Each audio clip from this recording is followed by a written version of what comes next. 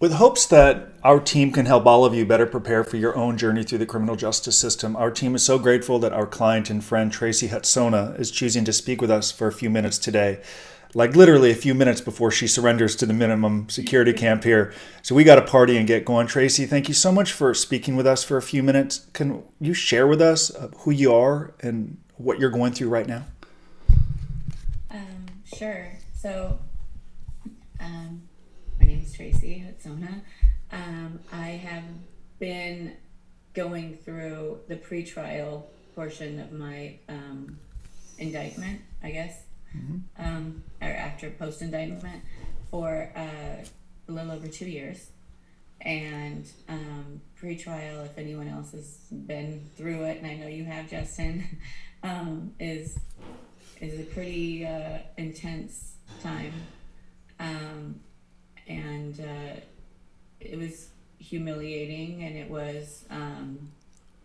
it's been it's definitely been a ride. I'll say that. You go through all types of emotions and all types of phases in this, from denial to um, anger, and start picking apart, well, at least I did, all of the, this isn't true, but this part is, but this part isn't. Um, and I really kind of came out of a place of from denial, then to anger, left that, and now I'm finally, with your help, actually, Justin, um, because it seems like every time I talk to you, you kind of like keep me focused on what I need to do now. And um, it's been really, really helpful. Well, I'm Um, I'm I'm I'm happy to hear it. We have a team, Michael, me, our whole team, and when we connected, you said my goal is to. You said I can't change the past. I can't change how some people are going to perceive me and continue to be critical, in part because of my own actions. And even if I try to make amends, people are still going to be critical. That's just part and parcel to this process. But you said I do want to try to follow what you did, what Michael did, others in your community have done of documenting the journey. And so, what do you mean by that, documenting the journey? And that led to working with our team on a release plan. So, what is the value as you're like 30, 45 minutes away from surrendering to prison? What's the value in doing this video of documenting what it is you hope to do in prison? well, number one, it will help me help myself, make myself accountable. I've also shared the release plan with my family. Um, I did an interview with the local news station yesterday, sharing my release plan with the community, um, and at least letting them know about it. And it's giving me a goal that is, I feel like it's attainable, because it's right here, it's in writing, it's right in front of me. I'll be able to go to unit team with not only some knowledge, but also, just asking them to help hold me accountable as well. So that's the key. When people document their journey and have the courage to come online and discuss it before they go in, there's good and bad to it. There's someone who can say it and then not do it, and then there's people who actually write it and then actually follow through and implement it on a daily basis. So as you're getting ready to surrender here in just a few minutes, are you giving thought to what you'd like your first day, your first weeks in federal prison to look like, so you can encourage people who love and support you to hold you accountable to that plan? I say that because there are a lot of people that say it and they don't do it. They say it and they go to this very hopeless environment full of depression, and people who may be encouraging you to don't get started, relax, wait till you have 6 months or a year to the halfway house to begin preparing. And it's very easy to fall into this environment of doing nothing. So I just want you to talk about, what do you hope to do today and this week after you surrender to federal prison? Well, I hope to get started as soon as I can. Ironically, and I mentioned this yesterday as well, that I'm kind of looking forward to it in an odd way. Just because I'm looking forward to getting started. And after speaking with some of the people that are part of your organization, after speaking with Forrest, after speaking with Matt, I feel really encouraged actually about it. And not just do I want to get started because, I want to start using the tools that they've just kind of like advised me to, make sure that you go in and you do the survey immediately so that you can start your FSA. Is it FSA? First step back credit. That's right. Yeah, We got to yeah, get you those credit. We want you. yeah. That's right. That's right. Right. So, I mean, he gave me all kinds of great little nuggets that, I need to go in there and do. But not only, after talking with Matt, I realized not only do I want to get started because I want the time off, obviously, um, but I want to get started because it seems like they're really great programs. It seems like RDAP is a good program as far as like not just talking about drugs and alcohol, but also, just behavioral patterns and critical thinking. That's right. Everyone, Tracy's mentioning Matthew O'Callahan, who's a new member of our team. Matt was sentenced to 51 months of the federal prison camp in Lewisburg through his hard work, no problems, got nearly a year in the halfway house, got a year off for the drug program, was the leader of the RDAP class. I think on a 51-month sentence, he was home in about 17 months. That actually leads to the next question. How long, I know people are going to ask, how long is your federal prison sentence? Same as Matthew's. It's 51 months, and my goal is to follow his plan and hopefully be home in 17. Part of what our team strives to convey at White Collar Advice or through all of the resources we give away at Prison Professors is putting ourselves in the shoes of the stakeholders. They're cynical. They expect you to say, I'm sorry because I got caught. And they might not believe a word that comes out of our mouth. So the reason the release plan is so vital, because it goes from talking to action to doing. And that requires you to have a very proactive adjustment in federal prison, because if you're watching TV all day, it's going to be hard to build things that are of substance into the release plan other than I watch TV all day today. So it's an opportunity for people to hear what Tracii is going to say, and then either she's going to do it or you're not going to do it. Let's talk more about some of the goals that you have in prison, because I know you're going to be hitting the road here in a few minutes. Let's talk, is it fitness? Is it teaching? Naturally, we've discussed the importance of avoiding problems, but you're not going to see violence in this minimum security camp. The highest value, as you know, could be boredom. So I want to hear a little bit more about the structure of your day once you get fully adjusted. I don't plan on allowing myself to be bored, even there. I'd like to immediately go to education and see if there is a spot for me, or if we can even create one, based on, my experiences. I never thought I would be in this situation twice. And that's one thing that I took out of it before, and like teaching pre-release classes, is that I feel like I have an edge now that I didn't have before. And that is just working with women and understanding what it's like to be a woman, even, preparing yourself, but also like exiting the system and reacclimating into the world, post release. And that's something that actually is pretty near and dear to my heart because I've experienced it. I also work with children of incarcerated parents and have been doing that since 2013 with Prison Ministries, and that's Angel Tree. Mm-hmm. So I have a letter from him that's part of my pre-release plan, and he fully supports me working with them while I'm in prison, trying to help the women in there with that as well, and maybe even encourage them to join me in my endeavors. I think it's empowering when you're giving back and you feel like you're doing something even though we're there. It's empowering when you document it. There are so many people who come home. Michael and I and the rest of our team, we're grateful to get people home from prison reaching out who want to join our team. And they'll say, I did this and I did that in prison. And we have no doubt they did it. The problem is they can't show us. And I'm not saying they didn't do it, but we don't have anything. And we'll say, well, did you share with your probation officer? And I'll say, what do you mean? No, I didn't. I did it, but I didn't document it. So it would be very easy for a probation officer, a case manager, a warden, an eventual federal judge who might consider the early termination of supervised release to be cynical, because again, there's a case manager who one time told me, I think everything you tell us is a lie, which means we've got to document it, we've got to show it. So this release plan you've got to share with your probation officer. Someday you'll share it with your judge, and that comes based on the advice that we've learned from like the federal chief of probation, Chief Chris Maloney, whom we interviewed.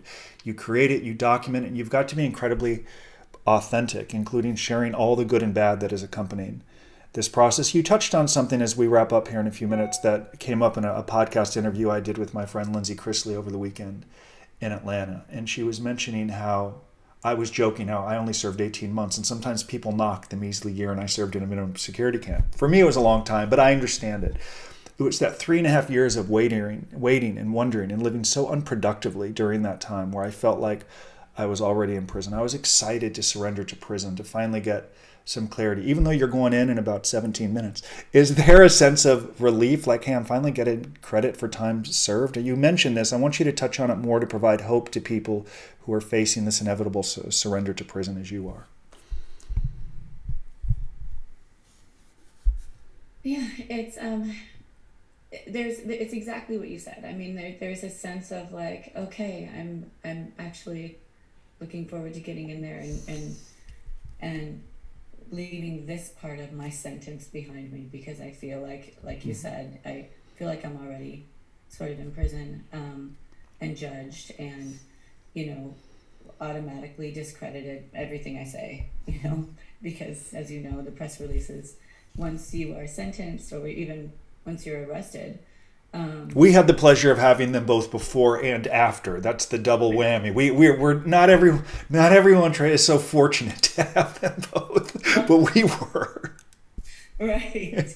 When there's media outside my place of business, every day, just about, it's a lot, and without the support of family and friends and people like you, it's tough. Let's close on the power of self-advocacy. When we initially spoke, it appeared as if you had more time to surrender. Then things got shortened up a bit. Then it's like, wow, I don't know what my BOP number is. I want to reach out. I don't want to wait for pretrial or my lawyer to call me. I want to be proactive with hopes that I could go to the prison in lieu of the detention center, marshal's office there in Phoenix. So you, rather than waiting for people to call you, when in a bureaucracy that might not happen, you became proactive and began to not just create the release plan, but to reach out to these people. And walk us through that, how that helped ensure you're going to the camp today instead of to the marshal's office. Yeah, that was pretty amazing this morning, because I didn't have much hope left of it. It was time to go. Yep.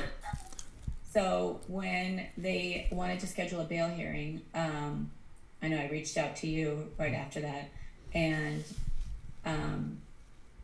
they wanted me to go back to New York, and I went back to New York for a bail hearing so far away from home, and ended up probably waiting in the marshal's office in New York, and then transferred to a holding center, and then waiting for designation and all of that.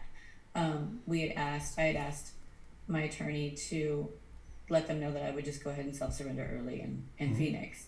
And at that time they had said, okay, well, you're still not designated, so you're gonna have to just show up at the marshal's downtown. And that's been the plan all along. And I feel like, I'm not saying my lawyer hasn't done a good job in the past, but we sort of talked about it a little bit, where it gets to the end and it's like, all right, I'm already sentenced, she got her money, and on to the next. So I think she might have been a little, not burned out, but it wasn't her top priority anymore. That's why you have to begin to, even if they're still vested, lawyers really aren't much involved in the post-sentencing process. If there's one thing people should take from our work, it's the power of advocacy, of learning, of doing the work. If you're reactive or passive and just hope that things are going to happen, you'd have gone to New York, you'd have gone to the detention center in Brooklyn, you live in Arizona, it could have been weeks and months before you work your way back, which could delay you getting into programming to begin to get the RDAP credit, additional first step back credits. By you being proactive and learning and calling, your husband's able to drive you to the prison today instead of enduring the shackles and chains. And that's on you for having done that. And everyone should know that's the power of advocacy, not of waiting for things to happen. Right. Well, I called them first thing this morning. Yep. I said, what time is it in Texas? I called the designation. Yep. And this is my name and this is my number. And they said, wait a minute, you're an inmate? And I said, yeah. She goes, where are you right now? That's right. Well, I'm in Phoenix, Arizona, and I'm supposed to go to the marshals today, but I just wanted to give it one final check. That's right. And sure enough, they said, you can go straight to the camp. So That's I don't know. I'm taking that as a sign of good things to come. You know, maybe my luck is changing as far as I think your luck is changing because you're owning it and you're taking the initiative and you're advocating and you're documenting it. And you won't be full of what Michael used to occasionally say I was full of in prison, which was happy talk. I say one thing and do another, right? I had these aha moments where I was wasting some time and I'm like, well, I'm not ready to come home, and my measly 18-month sentence is going to become a life sanction. So you did the work. Our team was happy to play a small role. Last question, because like you, I created victims in my case. And I worked tirelessly to try to pay them back, even though people said it will never happen. They discredited me.